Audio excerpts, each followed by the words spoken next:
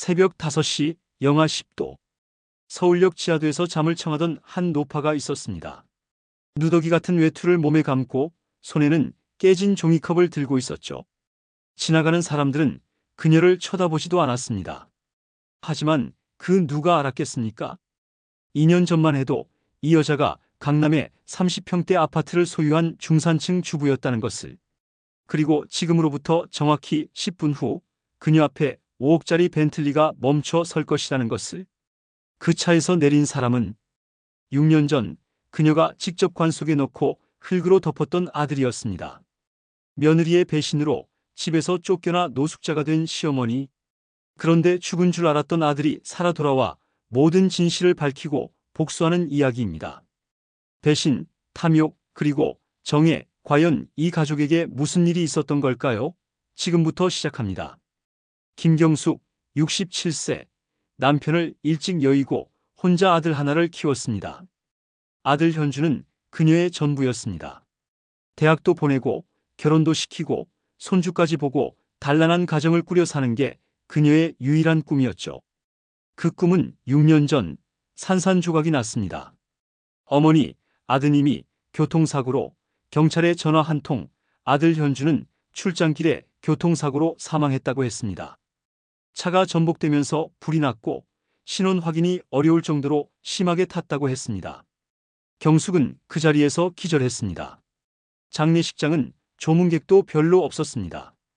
며느리 박미영은 눈물 한 방울 흘리지 않았습니다. 어머니, 이제 우리 힘을 합쳐서 살아가야죠. 미영은 경숙의 손을 꼭 잡으며 말했습니다.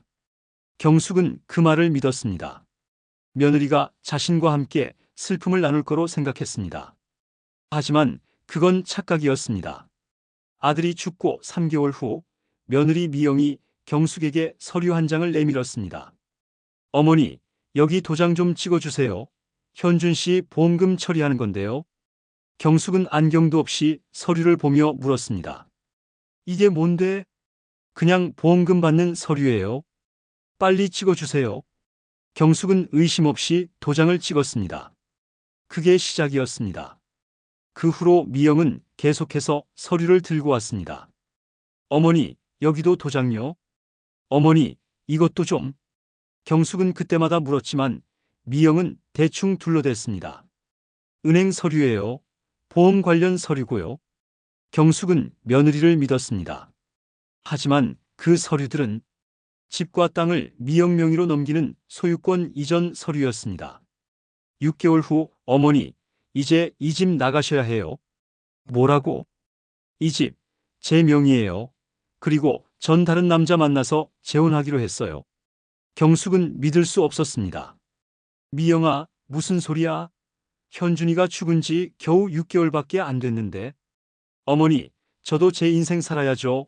그리고 솔직히 말하면 현준 씨는 저한테 별로였어요. 지난 10년 동안 그 사람과 사는 게 지옥이었어요. 미영은 냉정하게 말했습니다. 그리고 이 집, 이미 제 명의로 넘어왔어요. 어머니가 도장 찍으셨잖아요. 뭐라고? 경숙은 그제야 깨달았습니다. 그동안 자신이 찍었던 모든 도장이 무엇이었는지. 어머니, 3일 안에 짐 싸서 나가세요. 안 그러면 경찰 부를 거예요.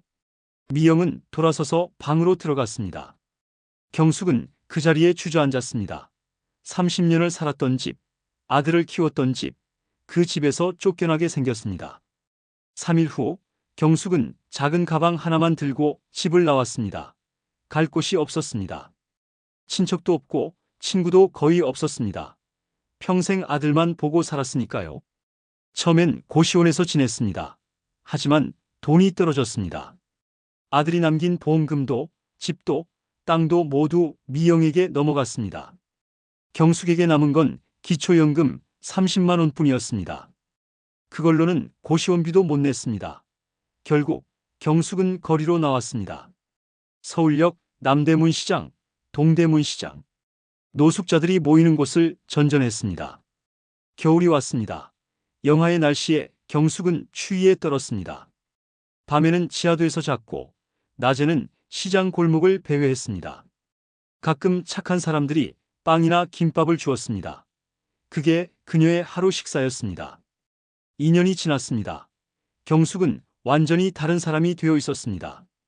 얼굴은 검게 그을렸고 손은 갈라져 피가 났습니다. 머리는 헝클어졌고 옷은 누더기가 되었습니다. 그녀는 생각했습니다. 차라리 죽는 게 나을까? 하지만 죽을 용기도 없었습니다. 그저 하루하루를 버텼습니다. 2024년 1월 15일 영하 10도의 칼바람이 불던 날이었습니다. 경숙은 남대문 시장 근처 골목에서 웅크리고 있었습니다. 손에는 깨진 종이컵을 들고 있었죠. 지나가는 사람들은 그녀를 피해갔습니다. 그녀의 지독한 냄새 때문이었습니다. 2년 동안 제대로 씻지 못한 몸에서 악취가 났습니다. 오전 10시쯤이었습니다. 갑자기 골목 입구에서 차 한 대가 천천히 들어왔습니다. 검은색 벤틀리 5억 원은 좋게 넘는 최고급 세단이었습니다. 골목이 좁아서 차가 거의 들어올 수 없을 정도였습니다. 하지만 그 차는 천천히 조심스럽게 경숙 앞에 멈춰 섰습니다. 경숙은 고개를 들었습니다. 무슨 차가 이런 골목까지 들어오지? 차 문이 열렸습니다. 먼저 운전석에서 한 남자가 내렸습니다. 60대 후반으로 보이는 고급 양복을 입은 노신사였습니다. 그는 경숙을 보더니 천천히 다가왔습니다. 그리고 믿을 수 없는 행동을 했습니다. 더러운 시장 바닥에 구부정히 서 있는 경숙을 향해 허리를 90도로 굽히며 정중하게 인사를 하는 것입니다. 부인, 오래 기다리셨습니다. 경숙은 당황했습니다.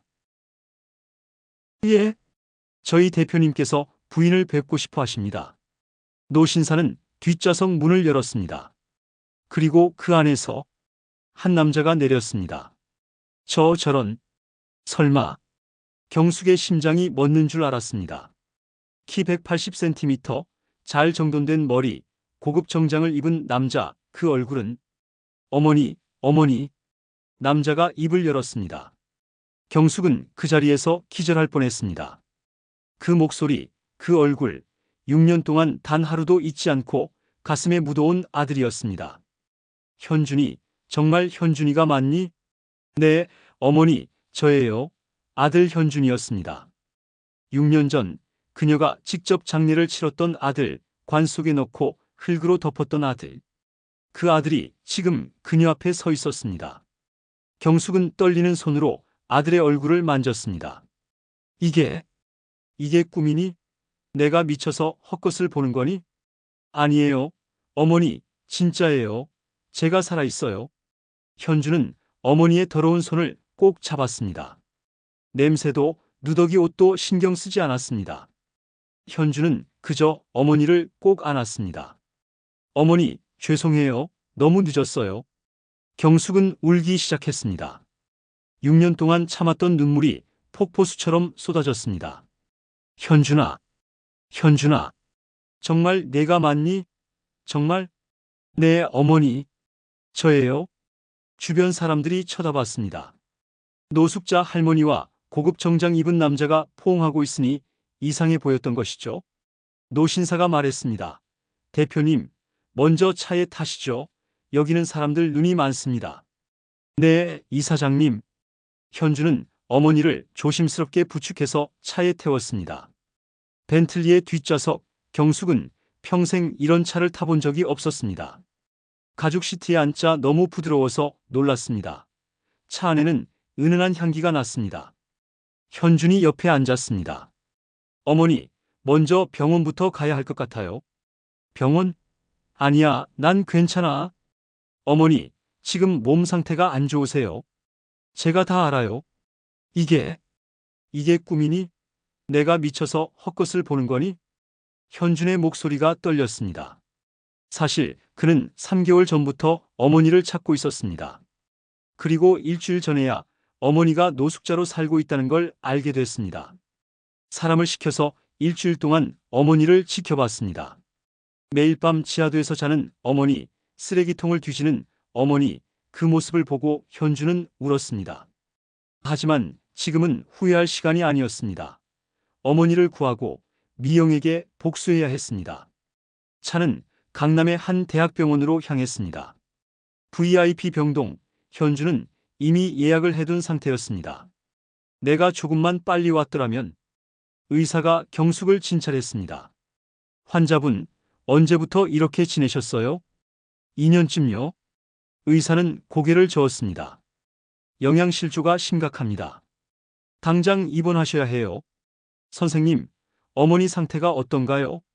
현준이 물었습니다. 체중이 정상의 70%밖에 안 됩니다.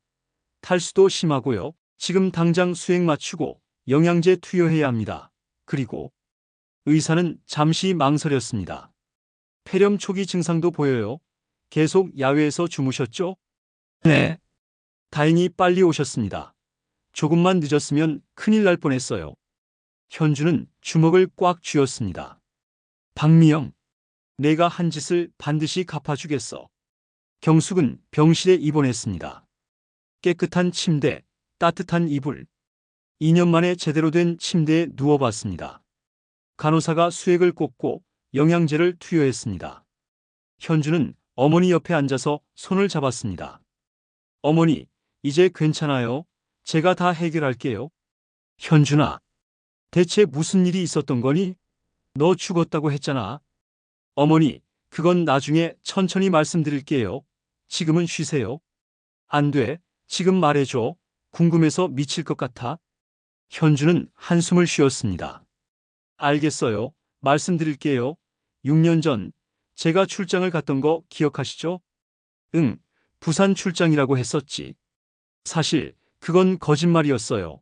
전 해외로 나갔어요. 해외? 네, 사업 때문이었어요. 제가 친구랑 같이 사업을 시작했거든요. IT 관련 사업이었어요. 현주는 말을 이었습니다. 그런데 출국 직전에 아내 미영이가 이상하게 행동하더라고요. 제 서류를 자꾸 뒤지고 통장을 확인하고. 그래서 의심이 들었어요. 혹시 미영이가 뭔가 꾸미는 거 아닌가 해서. 그래서 친구한테 부탁했어요. 제가 없는 동안 미영이를 감시해 달라고. 경숙은 놀란 표정으로 들었습니다. 그리고 출국하고 한 달쯤 지났을 때 친구한테 연락이 왔어요. 뭐라고 했는데? 미영이가 다른 남자를 만나고 있대요. 그것도 제가 출국한 지 일주일 만에.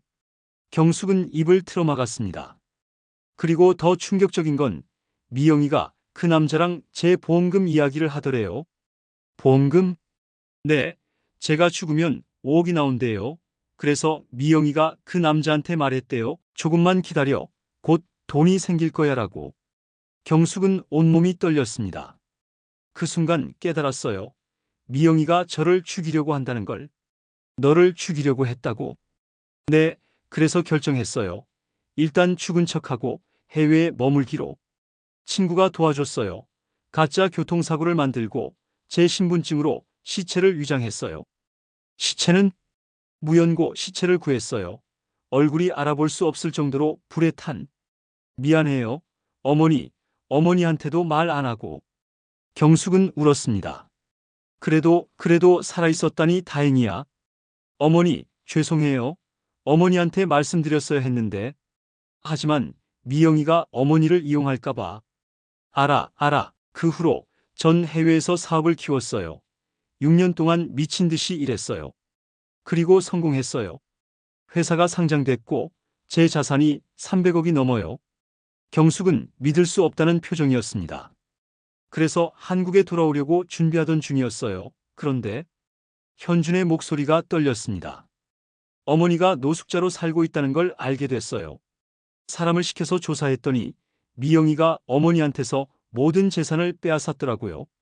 집도 땅도 전부 다. 경숙은 고개를 끄덕였습니다. 맞아. 그 여자가 나한테 도장을 찍으라고 해서. 알아요. 어머니 다 알아요. 현주는 어머니를 꼭 안았습니다. 이제 괜찮아요.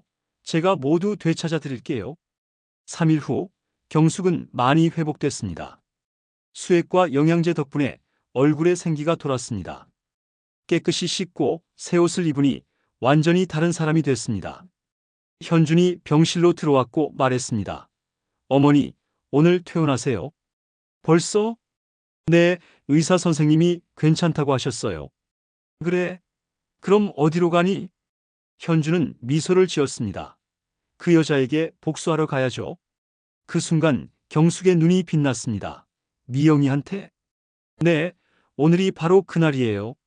현주는 가방에서 서류 뭉치를 꺼냈습니다. 이게 뭐니? 어머니 집이랑 땅 소유권 관련 서류예요. 제가 다 조사했어요. 미영이가 어머니 도장을 위조했어요. 진짜 도장이 아니라 가짜 도장으로 서류를 만들었죠. 뭐 위조를 했다고? 네, 그래서 모든 소유권 이전이 무효예요. 법적으로요. 그럼 내 집이 아직 내 거란 말이니? 정확히는 무효 소송을 해야 해요. 하지만 승소는 100% 확실해요. 게다가 미영이는 사문서 위조죄로 형사처벌도 받을 거예요. 경숙은 눈물을 흘렸습니다. 그럼 내가 다시 집으로 돌아갈 수 있다는 거니? 그럼요, 당연하죠. 그리고 오늘 미영이를 직접 만나러 갈 거예요. 어디서? 강남 그랜드 호텔이에요. 미영이가 오늘 거기서 재혼 파티를 한대요. 뭐 재혼 파티? 네. 새 남자랑 결혼한다고 호텔에서 파티를 여는 거예요. 경숙은 분노했습니다. 그 여자, 아니 그 사기꾼년이. 어머니, 준비되셨으면 가시죠. 그 여자가 기다리고 있을 테니까요. 현주는 어머니에게 고급 한복을 건넸습니다. 이거 입으세요. 오늘은 특별한 날이니까요. 1시간 후 경숙은 아름다운 한복을 입고 거울을 봤습니다. 6년 만에 보는 자신의 모습, 깨끗하고 단정하고 품위 있는 모습, 눈물이 났습니다. 현준이 뒤에서 말했습니다. 어머니, 아름다우세요. 고마워, 현준아. 이제 가시죠. 복수할 시간이에요. 두 사람은 최고급 세단 벤틀리에 탔습니다. 차는 강남 그랜드 호텔로 향했습니다. 차 안에는 팽팽한 긴장감이 감돌았습니다. 현준이 말했습니다. 어머니, 오늘 제가 시키는 대로만 하세요. 알겠죠? 응. 그리고 절대 감정적으로 행동하지 마세요. 우리는 법대로 할 거예요. 알았어. 차가 호텔 앞에 도착했습니다. 화려한 샹들리에 조명이 쏟아지는 5성급 호텔. 경숙은 숨을 깊이 들이마셨습니다. 드디어 그 여자를 만나는구나. 현준이 어머니의 손을 꼭 잡았습니다. 어머니, 준비되셨죠? 응, 가자. 두 사람은 호텔 로비로 들어갔습니다. 행사장은 3층이었습니다. 엘리베이터를 타고 올라가는 동안 경숙의 심장이 미친 듯이 뛰었습니다. 곧 보게 되겠지. 내 인생을 망친 그 여자를. 엘리베이터 문이 열렸습니다. 화려한 복도가 한눈에 들어왔습니다. 끝에 큰 문이 보였습니다. 그랜드 볼룸이라고 적혀 있었습니다. 현준이 문을 열었습니다. 그 순간 행사장의 공기가 순식간에 얼어붙었습니다. 이제 곧 남의 집에서 주인 행세를 하던 여자와 진짜 주인이 마주하게 될 운명의 시간이 다가오고 있었습니다. 며느리의 배신으로 집에서 쫓겨나 2년간 노숙자로 살았던 경숙 어머니, 그리고 죽은 줄 알았던 아들 현준이 5억짜리 벤틀리를 타고 나타났죠. 현준은 6년 동안 해외에서 사업을 키워 300억대 자산가가 되어 돌아왔고 이제 며느리 미영에게 복수하러 갑니다. 강남 그랜드 호텔 미영의 재혼 파티장 앞에 두 사람이 도착했습니다. 그랜드 볼룸 파티장 입구에서 경숙과 현준이 멈춰 섰습니다. 안에서는 경쾌한 음악이 흘러나왔고 사람들의 웃음소리가 들렸습니다. 현준이 어머니를 돌아보며 조용히 물었습니다. 어머니, 정말 괜찮으시죠? 지금이라도 제가 혼자 들어가도 됩니다. 경숙은 고개를 저었습니다. 아니야, 내가 직접 봐야 해. 그 여자 얼굴을 똑똑히 보고 내 입으로 말해줘야겠어. 알겠습니다. 그럼 저를 따라오세요. 현준이 문을 활짝 열었습니다. 행사장 안은 화려했습니다. 샹들리에서 바라는 화려한 조명, 붉은 장미로 장식된 테이블들, 그리고 정장을 차려입은 하객들로 가득했죠. 행사장 중앙 무대에는 웨딩드레스를 입은 여자가 서 있었습니다. 박미영, 38세였습니다. 그녀는 옆에 선 남자와 팔짱을 끼고 환하게 웃고 있었습니다. 남자는 40대 중반쯤 되어 보였고 고급 시계를 차고 있었죠. 현준과 경숙이 입구에 서자 가장 먼저 눈치챈 사람은 입구 근처에 서 있던 하객이었습니다. 저기, 누가 왔는데? 사람들이 하나둘씩 돌아보기 시작했습니다. 경숙의 모습을 본 몇몇 사람들이 수군거렸습니다. 저 사람, 신부 시어머니 아닌가? 맞아, 김경숙 씨잖아. 그런데 왜 저렇게 말쑥하게 차려입고 죽었다던 아들이랑 같이 왔네? 소란이 커지자 무대 위에 미영이 고개를 돌렸습니다. 그녀의 얼굴이 순간적으로 창백해졌습니다. 입구에 서 있는 현준을 본 순간 미영의 다리가 휘청거렸습니다. 어떻게? 옆에 서 있던 남자가 물었습니다. 미영아, 무슨 일이야? 저 사람들 누구야? 미영은 대답하지 못했습니다. 그저 현준을 바라보며 입만 벙긋거렸죠. 현준이 천천히 행사장 안으로 걸어 들어왔고 경숙이 그 뒤를 따랐습니다. 사람들이 자연스럽게 길을 비켜줬고 두 사람은 연회장 무대 앞까지 걸어갔습니다. 무대 바로 앞에 선 현준이 미영을 똑바로 바라보며 입을 열었습니다. 오랜만이네요, 미영 씨. 아니, 이제는 남의 부인이니까 존댓말 써야 하나요? 미영은 말을 더듬었습니다. 현준 씨, 여보, 이게 대체 무슨 일이에요? 당신은 죽었잖아요. 죽었다고요? 누가 그러던가요? 교통사고로 6년 전에 내가 직접 장례식까지. 현준이 냉소를 지었습니다. 아, 그 장례식 말이죠. 제 시체도 아닌데 참 정성스럽게 치르시더라고요. 주변 하객들이 웅성거리기 시작했습니다. 미영 옆에 서 있던 남자가 끼어들었습니다. 도대체 무슨 상황인지 설명 좀 해주시겠어요? 당신은 누구시고 우리 결혼식에 왜 난입하는 거죠? 현준이 그 남자를 보며 말했습니다. 자기소개가 늦었네요. 저는 김현준이라고 합니다. 저 여자의 전남편이죠. 뭐라고요? 아, 미영 씨가 말 안 했나 보네요. 자기 전남편이 죽지 않고 살아있다는 걸요. 남자의 얼굴이 굳어졌고 미영을 돌아봤습니다. 미영아, 이게 무슨 소리야? 전남편이 죽었다고 했잖아. 미영은 당황한 표정으로 변명을 늘어놓았습니다. 아니에요, 여보. 정말로 죽은 줄 알았어요. 경찰한테 연락받았고 장례식도 치렀다고요. 현준이 비웃으며 말했습니다. 그래요? 경찰한테 연락은 받았겠죠. 제가 일부러 꾸민 거니까요. 뭐라고요? 제가 일부러 죽은 척했어요. 당신이 저를 죽이려고 계획하고 있다는 걸 알았거든요. 행사장이 술렁거렸고 사람들의 눈이 모두 미영에게 쏠렸습니다. 미영은 고개를 저으며 소리쳤습니다. 말도 안 돼요. 제가 왜 당신을 죽이려고 해요? 증거라도 있어요? 현주는 주머니에서 핸드폰을 꺼냈습니다. 증거요? 여기 있죠? 그는 핸드폰 화면을 사람들에게 보여줬는데 녹음 파일이 재생되기 시작했습니다. 조금만 기다려. 남편 현준이 죽으면 보험금 5억이 나와. 그럼 우리 새 인생 시작할 수 있어. 미영의 목소리였습니다. 정말? 그럼 언제쯤? 남자 목소리가 들렸습니다. 고지야, 내가 방법을 찾았어. 교통사고로 꾸미면 돼. 쥐도 새도 모르게 감쪽같이.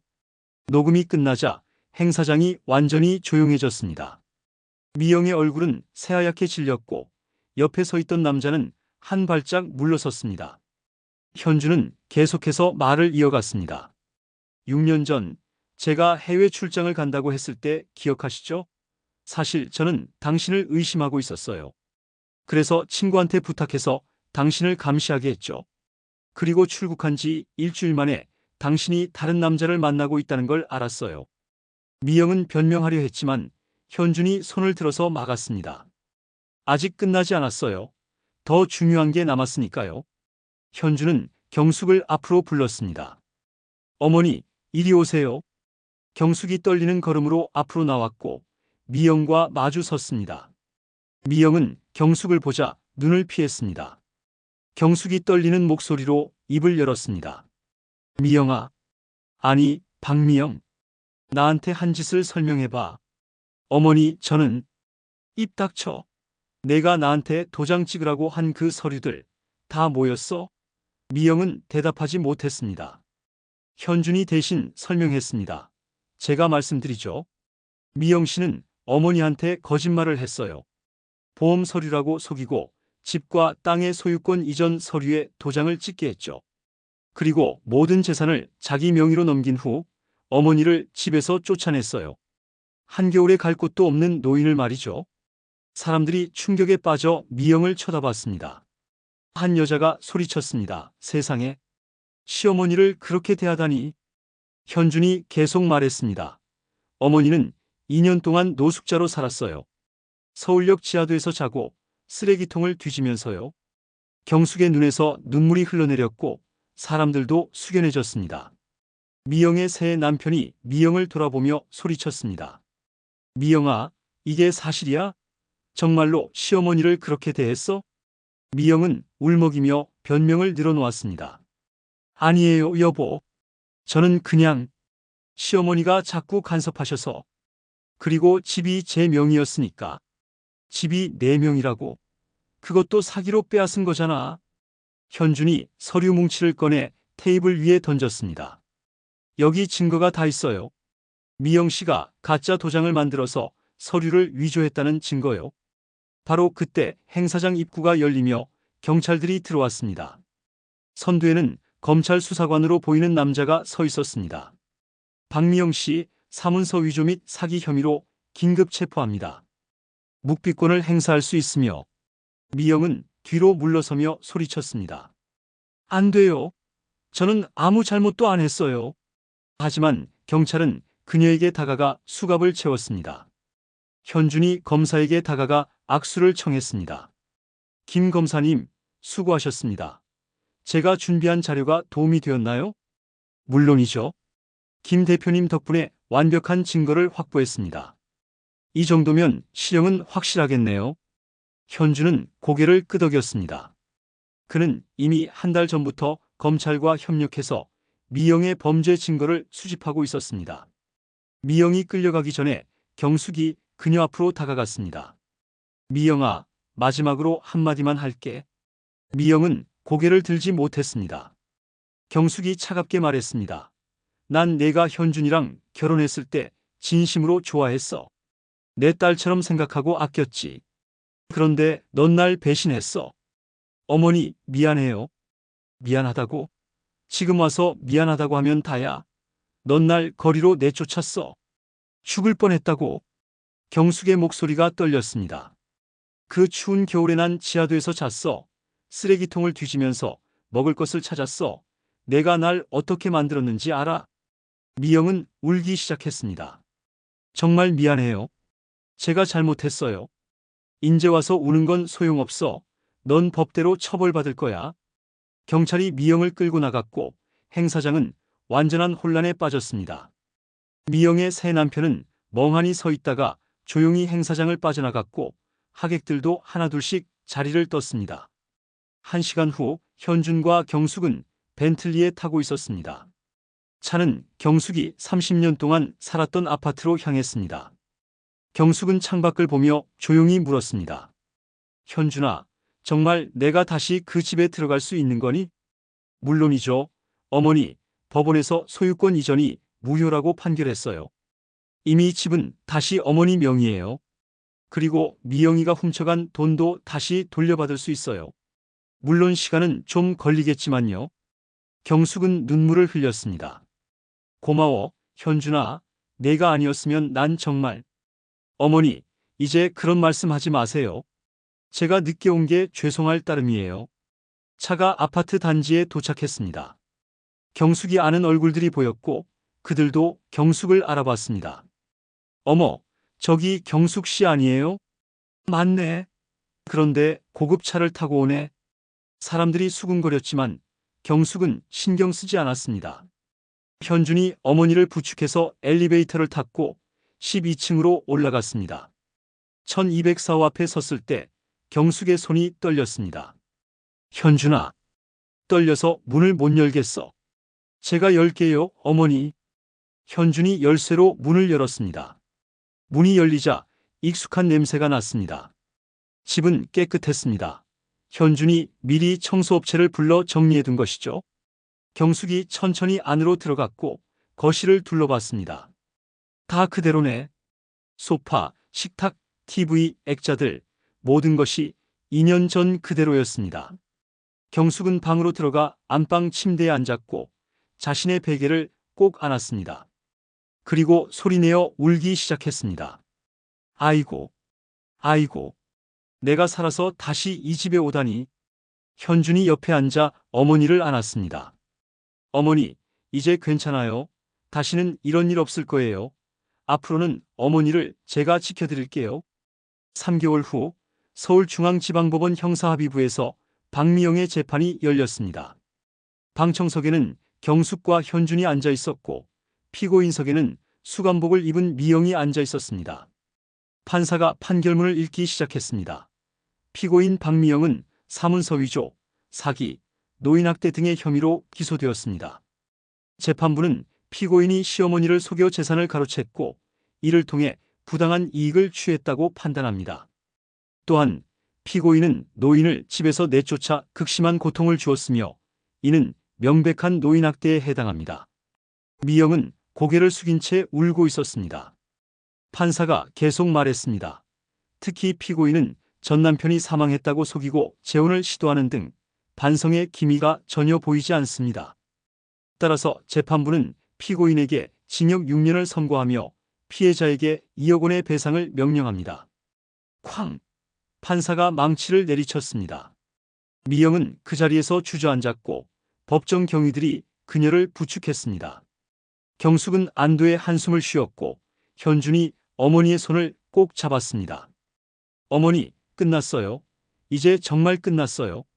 재판이 끝난 후 현준은 어머니를 모시고 고급 레스토랑으로 갔습니다. 한강이 보이는 전망 좋은 레스토랑이었고 테이블에는 맛있는 음식들이 차려졌습니다. 경숙은 전복죽을 한 숟가락 떠서 입에 넣었습니다. 고소한 참기름 향과 부드러운 전복의 맛이 입안 가득 퍼졌고 목구멍이 따뜻해졌습니다. 맛있어요, 어머니? 응, 너무 맛있어. 2년 동안 이런 거 먹어본 적이 없었어. 현주는 미소를 지었습니다. 앞으로는 매일 이렇게 맛있는 거 드실 수 있어요. 그래. 그런데 현준아, 내 회사는 어떻게 되는 거니? 아, 그거요? 제가 해외에서 키운 회사가 한국에 지사를 냈어요. 이제 한국에서 계속 일할 거예요. 그럼 나랑 같이 살 수 있는 거니? 물론이죠. 제가 어머니 근처에 오피스텔을 하나 얻었어요. 매일 출퇴근하면서 어머니 챙길 거예요. 경숙은 눈물을 글썽이며 말했습니다. 고마워, 현준아. 정말 고마워. 어머니, 제가 고마워해야죠. 저를 낳아주시고 키워주셔서요. 두 사람은 따뜻한 식사를 하며 앞으로의 계획을 이야기했습니다. 현주는 어머니를 위해 요양보호사를 고용하기로 했고 정기적으로 병원 검진도 받게 할 예정이었습니다. 경숙도 이제 안정을 찾고 여생을 편안하게 보낼 수 있게 되었습니다. 2년이 지났습니다. 경숙은 완전히 회복했고 건강도 많이 좋아졌습니다. 현준의 회사는 더욱 성장해서 코스닥에 상장했고 현준은 젊은 사업가로 주목받기 시작했습니다. 어느 따뜻한 봄날 경숙은 아파트 옥상 정원에 앉아 있었습니다. 햇살이 따사로웠고 바람이 기분 좋게 불었습니다. 옆에는 현준이 앉아 있었고 두 사람은 조용히 이야기를 나눴습니다. 현준아, 내가 살아서 돌아온 게 꿈만 같아? 저도 그래요, 어머니. 어머니를 다시 만날 수 있어서 정말 다행이에요. 그런데 말이야, 미영이는 지금 어떻게 지내니? 교도소에서 모범수로 지낸다고 들었어요. 아마 3년 후면 가석방 될 수도 있대요. 경숙은 고개를 끄덕였습니다. 그래, 그 애도 인생이 있겠지. 나쁜 짓을 했지만 그래도 사람이니까. 어머니, 용서하실 생각이세요? 경숙은 잠시 생각하다가 대답했습니다. 용서는 아직 모르겠어. 하지만 미워하진 않아. 미워하면 내 마음만 아프더라고. 현주는 어머니의 손을 꼭 잡았습니다. 어머니는 정말 대단하세요. 저 같으면 절대 용서 못할 것 같은데. 넌 아직 젊으니까 그렇지. 나이 들면 알게 될 거야.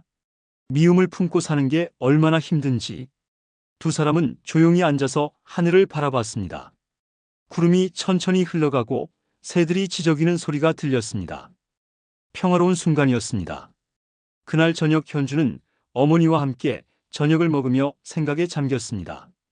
지난 6년간의 일들이 주마등처럼 스쳐 지나갔습니다. 미영의 배신, 가짜 죽음, 해외에서의 고군분투, 그리고 어머니와의 재회. 현주는 깨달았습니다.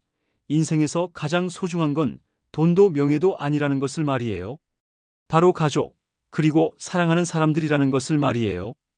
어머니, 제가 한 가지 약속드릴게요. 뭔데? 앞으로 평생 어머니 곁을 떠나지 않을게요. 그리고 어머니를 행복하게 해드릴게요. 경숙은 눈물을 글썽이며 아들의 손을 잡았습니다. 고마워, 현준아. 내가 있어서 엄마는 행복해. 두 사람은 따뜻한 포옹을 나눴습니다. 6년이 더 지났습니다. 경숙은 73세가 되었지만 여전히 건강했고 현준의 회사는 업계 1위로 성장했습니다. 어느 날 현준이 어머니를 모시고 특별한 곳으로 갔습니다. 강남의 한 복지센터였는데 현준이 설립한 노인 보호시설이었습니다. 어머니, 여기가 제가 만든 센터예요. 여기가 내가 말하던 그 시설이니? 네. 희망의 집이라고 지었어요. 갈 곳 없는 노인분들이 여기서 무료로 지낼 수 있어요. 경숙은 감동했습니다. 시설 안으로 들어가자 많은 노인이 따뜻한 방에서 식사하고 있었습니다. 현준이 설명했습니다. 어머니가 겪었던 고통을 다른 분들은 겪지 않았으면 해서 만들었어요. 여기서는 숙식을 제공하고 의료 서비스도 받을 수 있어요. 그리고 법률 상담도 무료로 해드려요.